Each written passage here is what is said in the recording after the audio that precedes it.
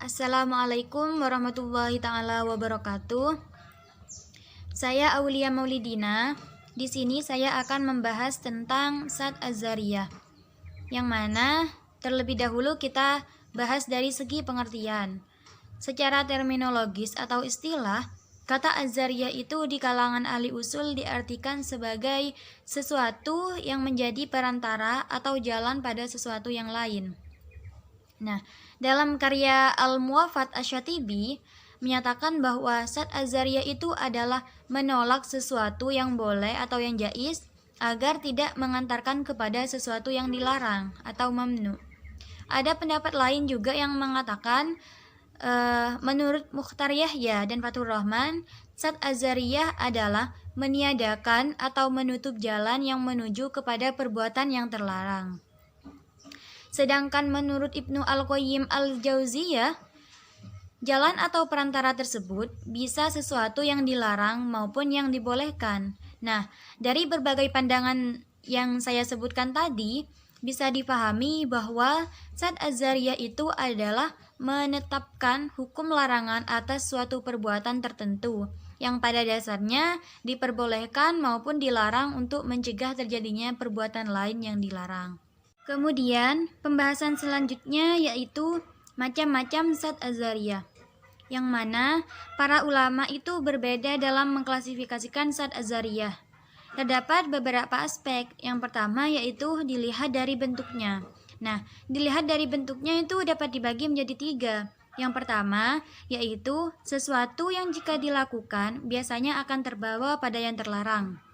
Kemudian yang kedua kebalikannya, sesuatu yang jika dilakukan tidak akan terbawa kepada yang dilarang.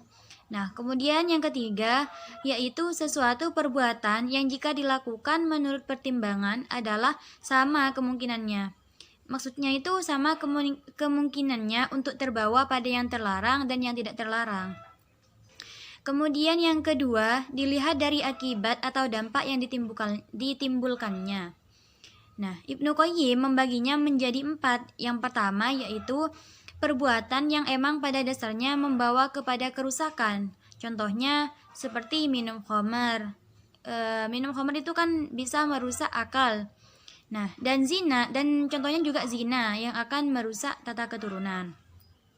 Kemudian yang kedua yaitu perbuatan yang ditentukan untuk sesuatu yang mubah, namun ditujukan untuk perbuatan yang buruk, yang merusak.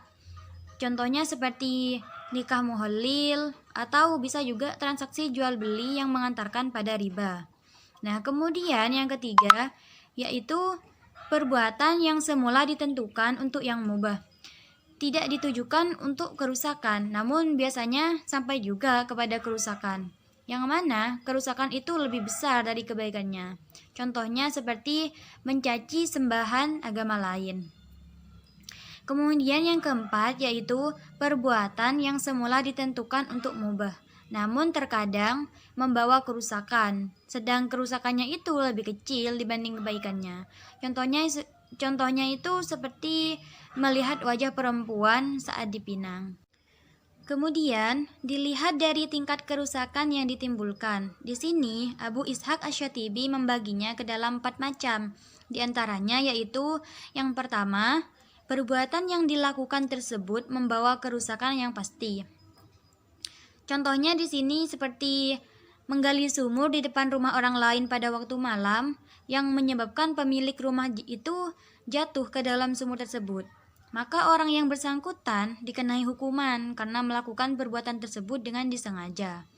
Kemudian yang kedua yaitu perbuatan yang boleh dilakukan karena jarang mengandung kemafsadatan. Contohnya menjual makanan yang biasanya tidak mengandung kemafsadatan. Nah, kemudian yang ketiga yaitu perbuatan yang dilakukan kemungkinan besar dan membawa kemafsadatan. Misalnya, menjual senjata pada musuh yang dimungkinkan akan digunakan untuk membunuh.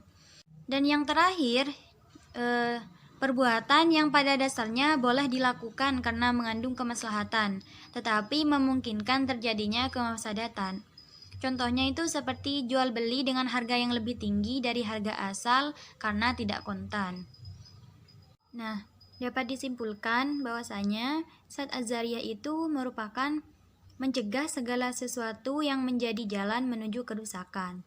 Oleh karena itu, apabila ada perbuatan baik yang akan mengakibatkan terjadinya kerusakan, maka hendaklah perbuatan yang baik itu dicegah agar tidak terjadi kerusakan. Penggunaan Saad Az-Zariyah ini sangat efektif untuk mengantisipasi dampak-dampak negatif dari perkembangan zaman dan dari kemajuan teknologi. Karena itu, metode ini tidak hanya berfokus pada legal formal suatu tindakan, tetapi juga pada akibat suatu tindakan. Mungkin hanya itu yang dapat saya sampaikan. Saya Aulia Maulidina, kurang lebihnya mohon maaf. Wassalamualaikum warahmatullahi taala wabarakatuh.